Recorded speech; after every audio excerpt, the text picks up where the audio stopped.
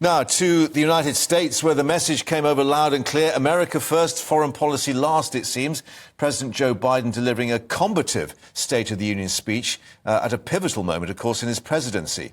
He promised, though, to get the job done on the economy and also pledged to fight for police reform and new gun control legislation, although perhaps little chance of those becoming law. Well, President Biden is poised to launch a re-election campaign and, of course, take on the Republicans, who are controlling now one of the chambers of Congress for the first time. Let's speak now to Marco Vincenzino once more, who's been following events from Washington, D.C., and also Susan Platt, former Chief of Staff, indeed, to Joe Biden. Susan, your thoughts, first of all, perhaps a side of Joe Biden that people hadn't seen before. He was really coming out swinging, as they say. Well, you saw real Joe Biden last night, really going at it, full of energy, full of optimism, full of charisma, full of ideas, asking the American people to help him finish the job, which he started 2 years ago. You know, America and the world are coming out of a big crisis with COVID. We're just starting to get moving. A lot of these things that the Congress passed last year are just going into effect this year. We're rebuilding roads. We're rebuilding tunnels. We're lowering prices for drugs. And it's amazing to me that we created 12 million new jobs, and the Republicans don't seem to want to acknowledge that. But let's see where we go. Yeah, but an acknowledgement perhaps that the economy is still the problem. And of course, we remember that mantra of a previous president, it is the economy, stupid. Well, it is, but the economy is getting better. Inflation has come down. This president has paid down $1.7 trillion on the debt, and unemployment is at 3.4%. So we're working at it. We're getting there. OK, well, let's bring in Marco. I mean, could this be the start of a presidential bid? I mean, is that really perhaps under consideration given his age?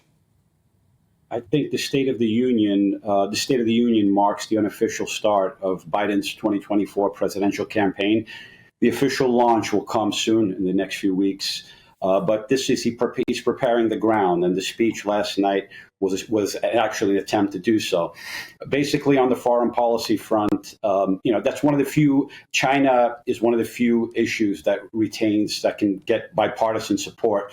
So I think on that front, there's very much continuity from the Trump administration, generally speaking. Also, in the Ukraine war, he's claiming credit on having assembled a coalition and keeping the alliance together. Now, his greatest challenge in 2024 is going to keep that alliance intact. The worst of the war in Ukraine is yet to come.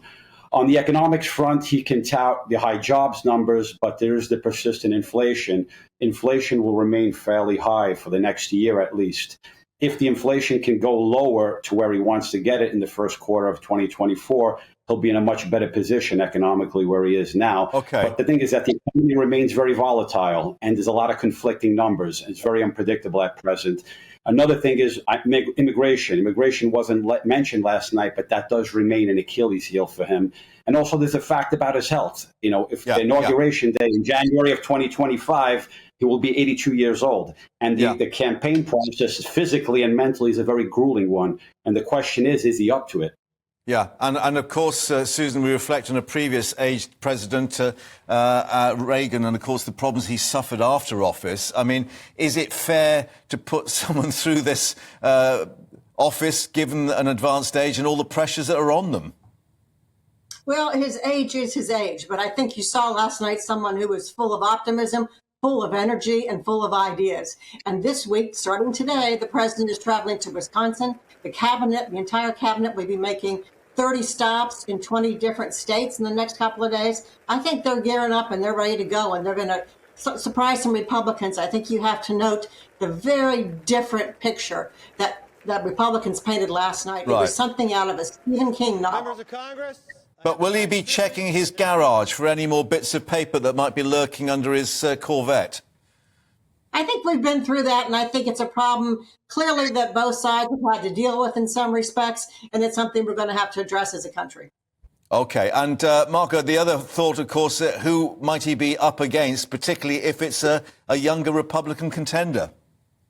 Now, on the Republican side, there's going to be a very competitive race.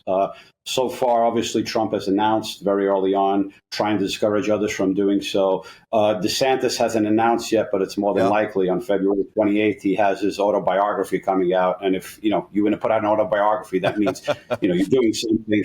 Also, you have Nikki Haley, who's making an announcement. Pompeo will be making an announcement. The bottom line is this: if it's a field with several candidates, it's to Trump's advantage, because he can lock up at least a 35% vote remains consistent, diehard loyalist.